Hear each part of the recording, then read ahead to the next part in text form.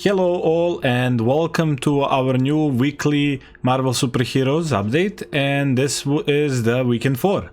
In this weekend, same as in previous one, we won't be checking every single deck as like deep diving, but rather this one is gonna be more shorter than the previous one because I'm actually not gonna even check any of the decks. Reasoning for that is a lot of decks are overlapping, plus I will try next week to upload 5 drafts every single day, so you will have a Monday to Friday different decks that did happen in this previous week. So what is the plan for today's weekly update is, again, I will show you the decks. There will be a part of the video where we are showcasing every deck, but in this one, I'm actually just going to be talking about one card. The card that I did choose to talk in this weekend will be Death to Our Enemies, and I will tell you what I actually did learn playing this card in this weekend.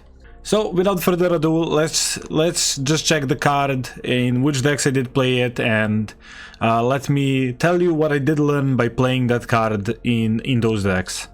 So I will show you the first deck that did actually have a chance of running the Death to Our Enemies. Actually, this was the second deck in this weekend that did actually put a copy of Death to Our Enemies, and unfortunately, as you will see, this deck wasn't really successful with a score.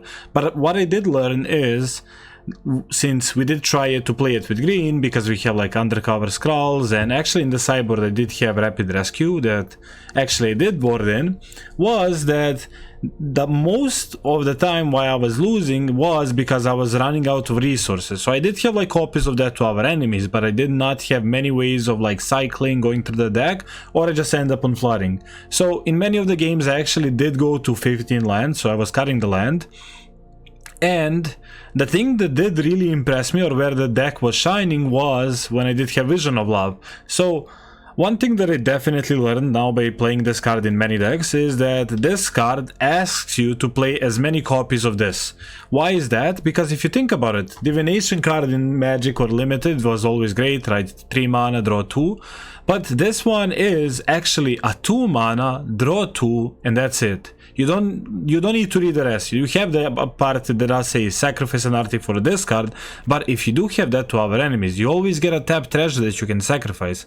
So all of a sudden you make a Vision of Love from like whatever card into a 2 mana instant draw 2 if you have this. And why do I think that Death to Our Enemies is a good card is because delayed removals are not bad if your deck can support it. What do I mean by that is, like, you have a lot of cards that will actually help you on making sure that this will get to chapter 4, and then you can decide on how to use your removal the efficient way, right? You see what are the threats, and then you most likely are gonna always go get a 2-for-1, since 7 damage is enough, and that always ends up on killing many things. So this draft deck did teach me one thing: the green can be a possibility to play because super scrolls are great. Undercover scrolls are great, but the issue is you gotta have a lot of ways of drawing cards. You gotta have cards that will say, hey, let's end up on having many draws. I'm not gonna be talking much about individual cards on how they did perform in this deck, since I do plan on uploading this one. But one thing that I did learn in this weekend by playing yet again this card, and this is the most copies I did have in a single deck, is you gotta have Vision of Love.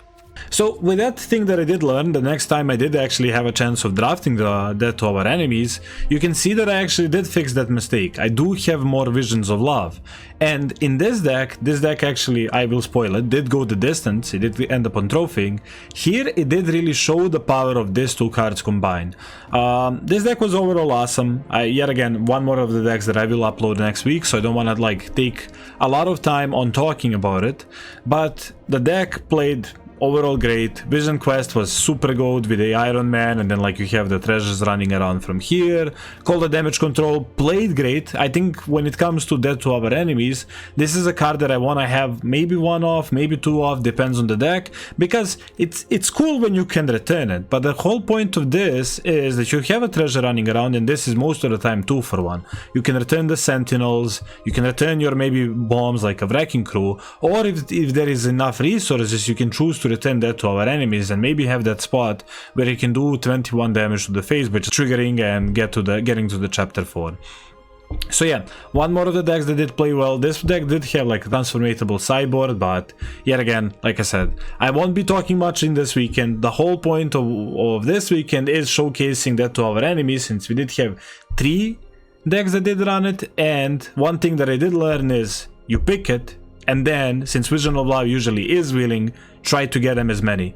And then it is an awesome 2-card combo, because like you do get a delayed removal that most of the time will pick up a lot of things while getting the passive mana along the way, and you make a worse card into way better one, because 2 mana draw 2 is just awesome thing to have, especially because it doesn't even need to sacrifice an artifact. You could be in the spots where you could actually choose to discard a card because you want to keep the treasure for maybe a next turn, better barrage, and so on. But yeah, this weekend is a short one again. I won't be talking much about individual cards in the previous decks, because like some of the decks are repeating. Like I don't need to tell you like why the white-blue is actually good in the format and why it is currently dominating. In this weekend, I just wanted to dedicate it to our enemies. And the thing that I did learn, I think it is now, and I can say it with guaranteed, at least from my experience, I think out of 5 or 6 decks I did put it in, 4 did trophy, 1 did not, and 1 was like 1-2 and 1 did 2-1. So overall, that to our enemies, in my experience, or from experience that I did have in this previous 4 weekends, is actually proving to be a solid card. That will be it for this weekend. Yet again, like I said, in this following up weekend from Monday to Friday, I will try to upload 5 drafts from this weekend. And if you have any preference on which one you would want to see, I do plan on putting every that to our enemies, the draft deck that we did have, plus some other ones that I feel like the either gameplay or the draft was interesting. So those ones will happen. But if you do want to see any particular one, please feel free to like type in the comment section, and I will do my best on uploading it in the next week. Yet again, I hope you did like this video. This one is shorter than any of the previous ones, but I on purpose do want to make it shorter, because I don't see the point talking over and over about the cards we maybe did discuss in previous weekends or archetypes. So yeah, I think this is a trend that we will actually have in the future weekly updates, so that the videos are shorter and maybe it would be more enjoyable for watching. Again, if you like it, please leave a comment about what the things you do like. If you don't like it, feel free to type those ones as well. I actually really appreciate the critiques and getting the help from you guys on the things that you think that we could improve here. And if you do like it here, I mean, subscribing does help, but it is not necessary if you don't want it. Again, much appreciated to watch. Now comes the segment of all decks in this weekend, and thanks for watching. Until next week, bye bye.